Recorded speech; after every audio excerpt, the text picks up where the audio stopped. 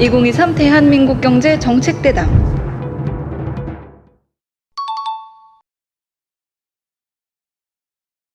첫 번째 주제가 우리나라 잠재 성장률이 제가 대학교 들어갈 때 어렸을 때 한 10% 정도 됐는데 이게 계단식으로 떨어져 현재 2% 안팎으로 추정하거든요. 왜 우리나라 경제 성장률, 잠재 성장이 이렇게 떨어지는지. 물론 경제 규모가 커지면서 성장률이 낮아질 수밖에 없는데요. 그 원인을 한번 짚어보고 앞으로 어떻게 하면 올릴 수 있는지. 우선 우리 성장률이 떨어지는 원인은 어디에 있다고 생각하십니까? 글쎄요, 우리가 경제개발 시작한 지 이제 60년이 됐거든요. 제가 보기에는 60년이 됐는데 이제 초기 단계에서는 우리가 이제 싼 임금을 통해서 수출로 성장을 했고, 일부 산업에서는 수입 대체 산업들을 유발해서 나름대로 이제 내수 경제를 키우면서 수출하고 같이 오다가 우리가 수출 중심의 드라이브를 걸면서 70년대부터 계속 우리 성장은 수출이 주도해 왔던 그런 성장이었고, 그러다 보니까 내수와 수출의 갭이 상당히 좀 많이 벌어진 우리 좀 약간 기형적인 구조로 왔죠. 우리 뭐 교수님 너무도 잘 아시지만 1인당 국민소득이 3만 4, 5천 불 되는 국가에서 내수 비중이 이렇게 낮은 나라가 없잖아요. 그러니까 우리가 내수를 애초 수출 중심으로 성장을 해왔기 때문에 그렇고, 최근에는 수출 증가율보다 내수가 좀 더 붙어가면서 저는 이게 나쁜 요인은 아니라고 봐요. 그래서 어느 정도 너무 낮기 때문에 올라가야 되는데, 어째 우리 성장 전략에서 첫 번째로는 이제 불가피한 측면들이 있었고 수출 중심으로 가다 보니까 그랬다가 첫 번째가 될 거고요. 그러다가 두 번째는 우리의 경제국의 문제가 있는데요. 뭐 가장 잘 아시지만은 21세기 들어서 브릭스, 특히 중국이 도약하면서 한국의 산업구조 전환을 해야 되는데, 낮은 인건비에 의존한 단순 조립 가공형 산업들이 이제 더 이상 경쟁력을 갖기가 매우 어려워진 상황이었고, 모든 부분에서 중국과 또 어떤 경합 관계가 있고, 그러다 보니까 21세기 들어서 성장률, 잠재 성장률 하락이 이렇게 낮아진 이런 부분들에 있어서는 아마 중국의 요인들이 굉장히 클 것이다. 그리고 최근에는 이제 베트남이 우리나라에서 가장 큰 무역 수지 흑자국이 됐는데, 작년부터 그랬더라고요. 네, 그렇죠. 그래서 중국과 베트남이 우리 산업을 이렇게 대체해 나가면은 우리가 마치 이어 달리기와 마찬가지로 우리는 그걸 할 수 없는 산업인데, 그 부분에서 앞서가기 상당히 좀 어려운 측면이 있었다. 그래서 우리가 물론 IMF 이후에 IT, 바이오 이런 쪽에서 또 자동차 이런 쪽에서 굉장히 우리가 성공적인 산업구조 전환을 이뤘지만은 아직도 그 부분은 상당히 부족하다라는 생각을 갖고 있습니다. 그래서 우리나라 산업구조를 보면은 소재가 철강, 화학, 정유인데, 소재, 그 다음에 산업재, 기계, 조선, 건설, 운송, 그리고 자동차, IT, 이 비중이 실질적으로 한 60% 정도 되거든요, 매출 비중은. 그러면 산업 구조가 어떻게 보면은 가장 불균형한 구조를 갖고 있다는 얘기죠.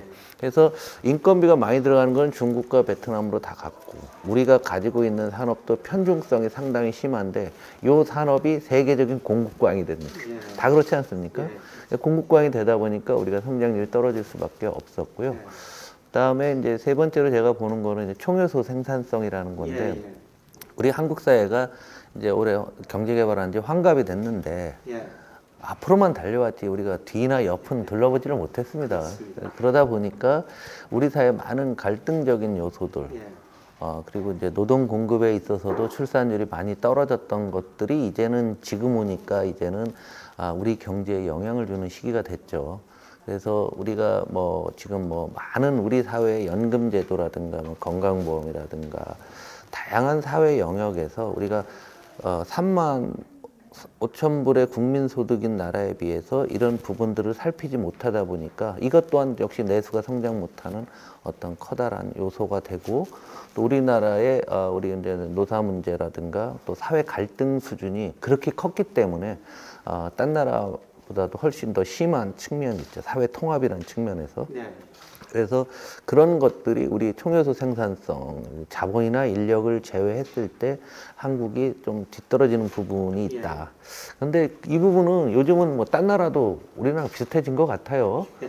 보니까 미국도 정치가 얼마나 불안하면 대선 불복해서 국회의사당을 쳐들어가고, 딴 나라도 보면 요즘 새롭게 막 독재 정부들이 막 들어오면서 민주주의가 훼손되고 있는데요. 어찌 됐건 한국이 이런 내적인 우리가 성장할 수 있는 사회 문화적인 측면이 따라오지 못했다는 점은 지금까지 인정을 해야 되고, 그 부분들이 우리가 많이 좀 보완을 해나가야 되지 않겠는가라는 생각이 듭니다. 예, 뭐 경제학 교과에서 뭐 우리 잠재 성장률 결정하는 게 노동, 자본, 생산성이다. 그 세 가지를 다 말씀드린 것 같은데요. 참 생산성, 총 요소 생산성이 절실하게 필요한 시기인데, 지금 뭐 사회적 가치의 격차, 미국도 그렇고 사실 우리나라도 굉장히 크지 않습니까? 그래서 사회적 대통합 이런 걸 좀 잠깐 말씀하셨습니다만, 예, 그런 게 필요한데 정치하시면서 그게 좀 어떻습니까? 사회 통합이라는 게 뭐 어느 나라 정치권의 제 1번의 과제가 되지 않겠습니까? 그러니까 사회가 통합적이고 같은 방향으로 가고 일종의 병영국가 같은 나라. 우리는 그렇게 커왔잖아요. 하나로 딱 해서 가자! 앞으로 깃발 들고 가면 딱 따라가.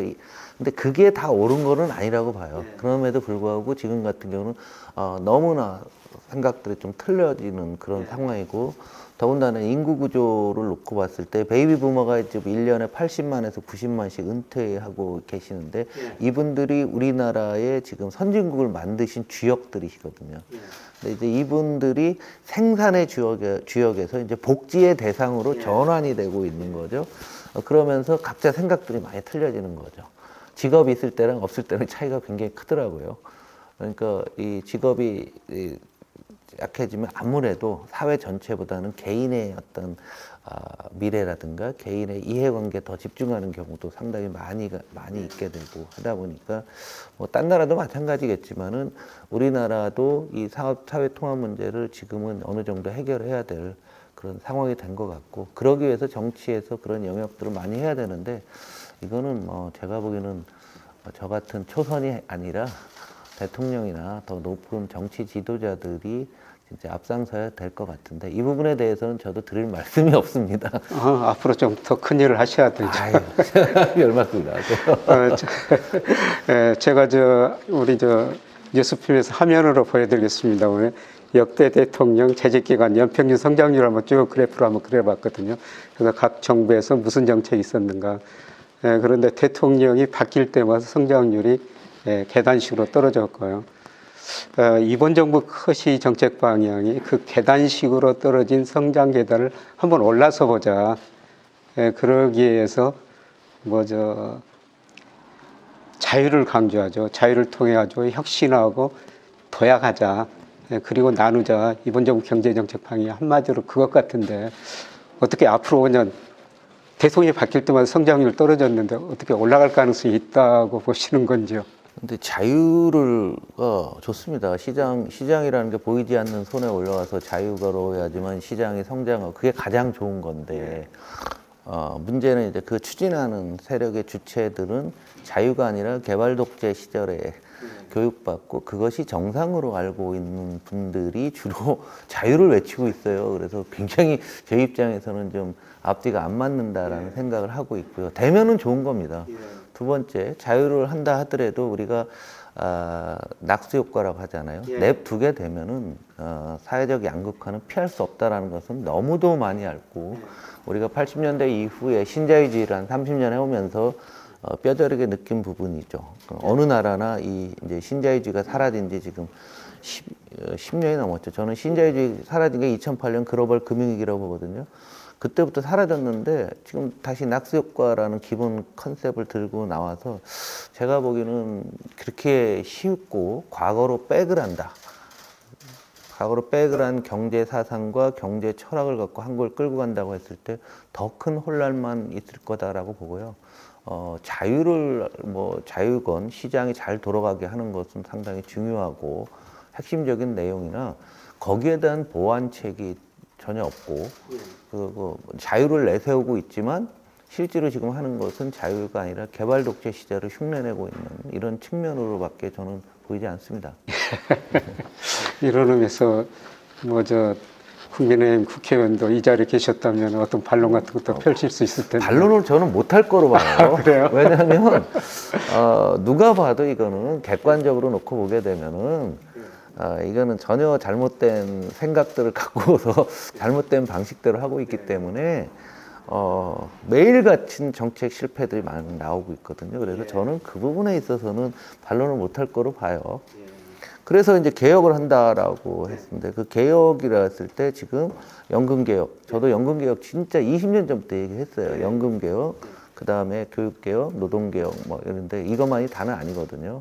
연금도 또 직영연금들이 있잖아요. 공무원 연금, 사학연금도 같이 이제 해야 되고 여기에 건강보험까지 같이 해서 좀 해야 되는 거는 저는 상당히 맞다. 지금 늦으면 안 된다. 사실은 제가 정치권에 들어온 굉장히 그 중요한 이유 중에 하나가 이러한 연금을 비롯한 사회 안전망의 개혁이 더 이상 지속 가능하지 않기 때문에 개혁을 해야 된다라고 생각하고 정치인이 돼서 이걸 좀 하고 싶었어요. 솔직히 개인적으로. 그래서 이제 저는 이제 야당이 됐기 때문에 쉽지는 않지만 그래도 이 연금 개혁이나 이런 것을 이제 공론화를 놓고 또 세대 간의 갈등이 발생하지 않도록 해야 된다. 예, 우리 국민들이 연금 개혁을 가장 원하는 것은 사실은 젊은 층이 더 원하는 거거든요. 건강보험 개혁은 또 어려운 고령자층에서 병원을 많이 가시니까 현 시스템이 더 좋다. 이렇게 보고 계시는 거고 이게 다 국민들 간의 세대 간의 그다음에 자산의 어떤 보유 비중에 따라 생각들이 너무 큰 건데 이걸 지금까지 못한 이유가 그렇게 어렵기 때문에 못한 거 아니에요? 사람마다 다 틀리는 가족 내에서도 다 틀리잖아요. 그래서 대학 교육도 뭐 마찬가지거든요. 대학 교육도 굉장히 중요합니다. 제가 민주당 의원들한테 항상 하는 얘기예요. 이대로 가면 우리나라 큰일 난다. 대학에서 예를 들면 대학에 과감한 지원을 해야 되고 또 지방대 같은 경우는 이제 존재가 진짜 어려워지는 상황까지 왔기 때문에 더 큰 그림으로 개혁을 하지 않게 되면은 한국의 미래가 없고 오늘의 주제인 뭐 잠재 성장률이 하락해서 근본적으로 한국이 어려운 것이 우리가 교육 때문에 섰는데 교육 때문에 못할 가능성도 있다라는 얘기죠. 그래서 교육에 대한 개혁은 저는 뭐 100% 찬성을 하는데 이렇게 좀 깊이 있게 생각들을 안 하고 그냥 툭 던지듯이 하거든요. 이거 공론을 오래 해야 됩니다. 현 정부가 5년이면 5년에서 한 1, 2년은 협의해서 이해 관계자들 간에 이렇게 협의를 하다 보면은 생각이 이렇게 조금씩 가운데로 모이죠. 워낙 첨예한 부분이거든요. 이 부분들은.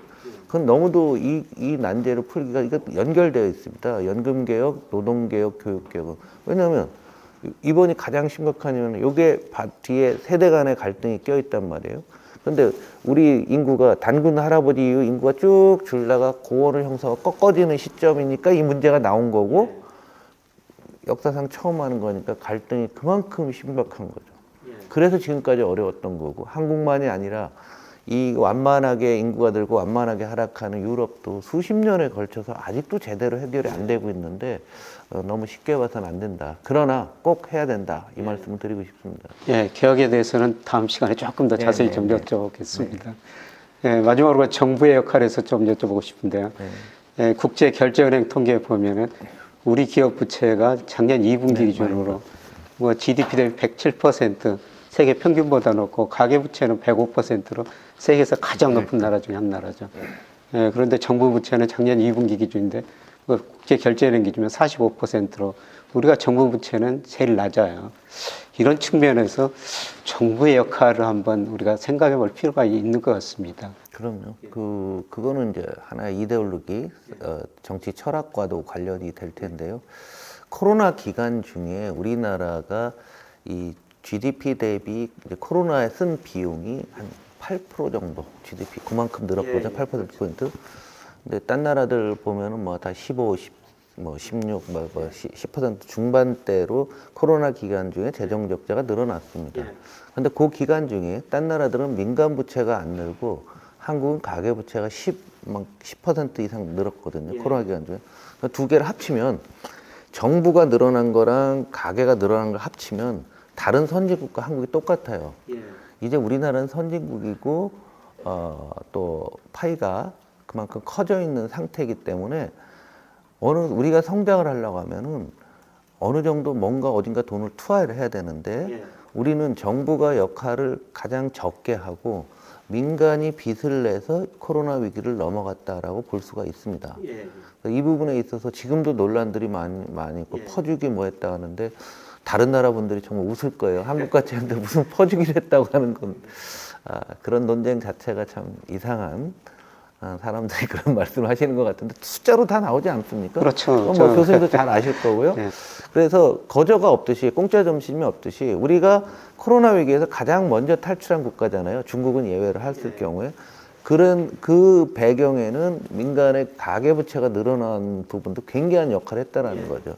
그리고 또 하나 말씀하신 대로 기업 부채도 좀 늘고 있다라는 얘기는 두 가지겠죠. 첫 번째는 미래 성장 동력에 있어서 예를 들면 배터리라든가 반도체들이 빚을 내서 투자를 늘려갖고서 늘어나는 그 아주 긍정적인 부채 늘어나는 게 있고 또 하나는 중국이나 베트남과 또 다른 나라와의 경쟁에서 자꾸 내몰리다 보니까 이 기업들이 더 이상 안 되니까 빚을 계속 늘리는 또 그런 측면이 있을 거고요. 하나 더 있네요. 또 하나는 산업이 디지털화되고 소비가 디지털화되면서 아예 이 산업들이 성장하기 굉장히 어렵고 역으로 새로운 빅테크 기업들은 시장에서 돈을 많이 빌려가잖아요. 아직도 저기 뭐 배달의 민족이나 이런 빅테크 기업들 보면은 부채가 많거든요. 이익을 거의 못 냈으니까 그 애들이 가져가서 만들어 놓은 거죠. 그러니까 기업 부채가 늘어나는데 한국의 과거와 현재와 미래가 다 있는데 미래에 대한 투자가 늘어나서는 오케이. 왜 딴 나라보다 우리나라가 배터리나 전기차 투자, 바이오 투자가 많기 때문에 이건 좋은 거고요. 그 다음에 그 경쟁력이 상실한 기업들이 이게 부채가 느는 거는 굉장히 경계해야 될 일이고 상당히 위험하다. 그래서 작년에 우리가 레고랜드 발로 다른 나라보다 금융시장이 정말 크게 요동을 쳤던 것도 이 기업 부채가 많다 보니까 이제 이런 현상이었던 것 같고요. 그 다음에 이제 마지막에 이제 빅테크와 같은 우리의 디지털 경제로 가면서 새롭게 성장하는 기업들이 시장에서 자금을 조달하는 경우도 있고 거기와 경쟁하던 사람이 살 수 없으니까 빚을 늘리는 경우. 예를 들면 우리 자영업자, 소상공인 자영업자들 같은 경우는 안 되니까 코로나 기간 중에 원금과 이자를 상환 유예받은 게 140조 원나 되잖아요. 예를 들면 그것이 정상적으로 상환이 됐으면 그만큼 부채가 늘지는 않았을 텐데 그냥 두고 있는 거죠. 근데 그 기업들이 지금 얼마나 어렵겠습니까? 그래서 이 부채 측면에서 놓고 보게 되면은 어찌됐건은 전반적인 수준이 올라가고 다른 선진국 G20에 비해서 우리가 굉장히 높아졌다는 것을 경계를 좀 해야 되는데 선별적으로 좀 우리가 보아야 될 것 같아요. 그래서 이번에 그 세법 개정안을 보면 국가 전략 기술이라고 해서 뭐 흔히 우리가 반도체법이라는 게 있는데 투자를 더 해야 될 때는 미래 산업이기 때문에 그래서 반도체, 배터리, 바이오에 있어서 세액 공제를 기존의 6%에서 10%로 민주당 아니었고 그 다음에 정부안은 8%였고요. 20%는 무소속 양향자 의원 아닙니다. 양향자 의원이 제기한 걸 이제 국민의힘에서 우리도 이걸 하지 뭐 이런 거예요. 원래 그쪽은 안이 없습니다. 그래서 6%에서 우리가 10으로 올려놨다는 얘기는 그 산업, 반도체, 배터리, 바이오는 투자를 하면 투자 증가한 것을 그만큼 지원을 해주는 거잖아요. 그러면 그 사람들은 부채를 더 많이 늘려갖고서 투자를 하고 투자했을 때 그 비용을 상당수 국가가 보전을 해주니까 우리가 이제 다시 앞서 얘기한 대로 자유라는 측면 한번 보면 기업 경영에 정부가 이렇게 개입한 적이 있냐 얘기죠, 역사적으로. 그죠? 아담 스미스 이후에 물론 가끔은 있었겠지만 기업이 뭘 투자하라고 투자 품목도 가르쳐주고 거기다 투자하면 돈을 세금을 깎아줄게 여기까지 와 있는 거거든요. 그런데 시장의 자유를 뭐 하게 한다? 이건 말이 모순이죠. 네 마음대로 하라는 거 아니에요. 그런데 지금 정부는 이러고 있어요. 그래서 잘 몰라서 하는 얘기고요. 정부가 이렇게 하는 게 맞아요. 딴 나라도 다 그렇게 하기 때문에 그렇습니다. 우리도 이미 그렇게 많이 해왔습니다. TSMC, 대만 TSMC에 중국에서 타이페이에서 고속도로를 20년 전인가 놔줬었거든요. 우리나라도 SRT 보면은 삼성전자 공장 앞에 역 있는 거 대부분 모르세요. 지제역이라고 있어요. 이번에 GTX도 잘 보시면은 우리 반도체 클러스터를 지나가게 우리도 암암리에 다 해주고 있어요, 이미. 그러니까 스마트한 정부가 먼 미래를 보고서 적극적으로 개입을 해야 되는데 표시가 나면 또 안 됩니다. 이게 통상 마찰이 있어서 숨어서 조용히 이렇게 하는 거거든요. 그래서 우리가 국가의 역할이라고 했을 때 과거와는 달리 경제가 가는 방향까지도 지시를 해야 된다는 얘기죠. 그래서 문재인 정부 때 K 뉴딜이라고 게 있습니다. 네, 그래서 제가 그 실무자로 참여를 해서 왔는데요. 그때 만들어 놓은 많은 우리가 이제 이렇게 우리 대한민국을 새로 만들어가는 설계도 같은 거거든요. 설계도 같은 걸 하다 보니 조금 문제가 있는 경우도 있고 그러지만은 전반적으로 윤석열 정부도 그 K뉴딜을 거의 따라가고 있어요, 사실은. 그 중에서 어디는 강조하고 어디는 줄이고 할 뿐이지. 그래서 어찌됐건 정부가 경제와 산업의 방향까지도 이제는 방향을 나침판에서 끌고 가는 역할까지도 하는 게 정부고, 또 하나의 정부 역할 중요한 것 중에 하나가 경기가 이건 짧게 보는 겁니다. 경기가 침체됐을 때는 정부가 돈을 많이 뿌리고 경기가 과열되면 걷어들이고 그게 맞는 거죠. 왜냐하면 경기가 침체돼서 부도나면은 다음에 아무리 경기가 좋아봤자 부도난 사람은 끝이거든요. 그래서 부도 안 나게 만들어주는 게 정부의 역할이죠. 그래서 지금은 정부가 적극적으로 시장에 참여해야 될 시기라는 겁니다. 그래서 모두가 얘기하잖아요. 올해 22년이 IMF보다 더 어려운 거, 특히 뭐 우리 교수님이 한국의 닥터돔으로 그 말씀을 굉장히 많이 하셨는데, 정부는 여전히 그 예산이나 이런 것, 그리고 이런 상황에서 양극화가 많이 벌어지는데 여기에 관련된 예산이나 이런 부분들이 상대적으로 적습니다. 그러니까 지금 우리 정부들이 잘 알아요. 나빠질 때 정부가 받아주고 올라오면 눌러줘서 안정 성장하는 게 최고의 적인데, 그 부분에서 상당히 좀 아쉽다. 그래서 저는 올해 하반기에는 뭐 여름 정도 되면 추경을 하지 않을까. 그래서 저는 그렇게 생각을 합니다. 네, 저도 뭐 경제 설명할 때 어쩔 수 없이 뭐 3분기쯤에 가서 경제가 나빠져가지고 추경에선 편성할 수밖에 없을 것이다. 뭐 이런 식으로 강의하고 있습니다. 그런데 벚꽃 필 때쯤부터 논의가 시작될 것 같아요. 그렇게 되겠습니다. 그런데 이번 정부 정책 방안이니까 정부가 쓰는데 이제 지출을 늘린 거하고 감세를 통해 가지고 정부가 경기를 부양하는 방법이 있는데, 이번 정부는 좀 감세 쪽으로 조금 그쪽으로 방향을 잡는 것 같아요. 그런 측면에서는 또 뭐 추경 이야기 하셨습니다만은 어쩔 수 없이 지출 늘릴 수밖에 없는 이런 환경이 되겠죠. 근데 이게 이제 정부의 역할하고도 관련이 되는데요. 최근에 그 SK 최태원 회장님이 이런 말씀을 하시더라고요. 선택과 집중으로 성장하는 산업에 대해서 세액공제와 같은 제도를 통해서 거기는 팍팍 밀어주고 대증요법으로 전반적인 뭐 법인세 인하나 이런 것은 원치 않는다. 그걸 대기업 오너 경영인이 직접 인터뷰를 했더라고요. 그리고 또 하나, 지금 어디다 돈을 써야 되느냐 했을 때 인류 공통에 도움이 되는 것, 그게 그린이겠죠. 이런 데 돈을 쓰자라고 최태원 회장이 얘기하시고, 그걸 쉽게 얘기하면 ESG예요. 현 정부 들어와서 ESG란 말이 사라졌는데, ESG나 이런 것에 대해서 그것만 잘해도 우리가 잘 살 수 있다라고서 얘기들을 지금 하고 있는 게 현재의 상황이거든요. 그래서 그 감세냐 증세냐 뭐 이런 거 있는데, 저희는 최태원 회장 얘기대로 반도체 바이오 배터리 플러스 알파로 저는 더 추가를 해야 된다고 봐요. 한국의 성장 산업 관련해서 추가로 더 우리가 과감하게 세액 공제를 통해서 해주고, 나머지 그 법이 최고 법인세가 세전손익이 3천억 이상이거든요. 그럼 우리 한번 3천억 이상이 어떤 기업인지 아십니까? 세전이익이?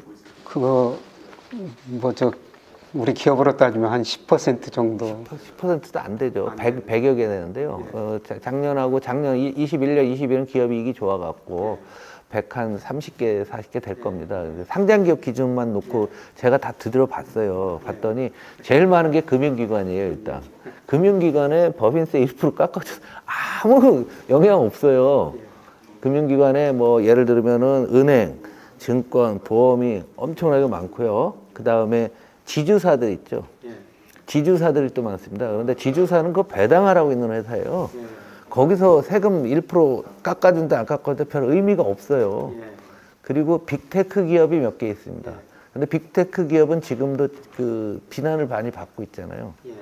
그런 사람들까지도 세금을 일률적으로 내려서 그런 기업에 도와주는 게 맞는 거냐라고 한번 생각해 보는 거예요. 거기 도와줄 틈이 없어요. 거기는 냅둬도 먹고 삽니다. 대신에 세계에 나가서 싸울 수 있는 기업들을 도와줘야죠. 예? 그래서 요게 이제 여야의 차이죠. 여당은 다 하나 주자는 거예요. 백화점에서 1% 낮춘다고 그러면 백화점이 뭐 그러면은 뭐 손님들한테 1% 싸게 팝니까? 그럼 너무 잘하시잖아요. 그러니까 그 회사를 보면 사람들이 납득이 되실 거예요. 그래서 최태원 회장도 왜 그런 얘기를 하는가를 그걸 보면 알 것 같습니다. 그래서 저는 앞으로 우리나라 그 세금 논쟁에 있어서도 교수님도 너무도 잘하시지만 지금 우리 법인세율이 높다고 하는 거는 중앙정부 법인세율이 높다라는 거죠. 딴 나라들은 지방정부 법인세율도 있거든요. 그걸 플러스 하면은요, 한국이 되게 낮아요. 그 더하기 빼기도 안 하고서 한국이 무조건 높다고 해서 일방적으로 막 보수 언론들 막 몰아가고 있는 게 지금 현재 상황입니다. 제가 백날 얘기해봤자 초선 저 지방의원이 얘기하니까 아무도 안 들어주는 거죠. 좀 더 많은 말씀을 하셔야 될 것 같습니다. 해도 안 써져갖고. 예. 자, 첫 번째 주제로 왜 우리나라 잠재 성장이 떨어지고 뭐 앞으로 어떻게 될 것인가. 우리 잠재 성장률이 한번 계단을 올라갔으면 좋겠다. 이런 생각을 한번 해보고 있어요.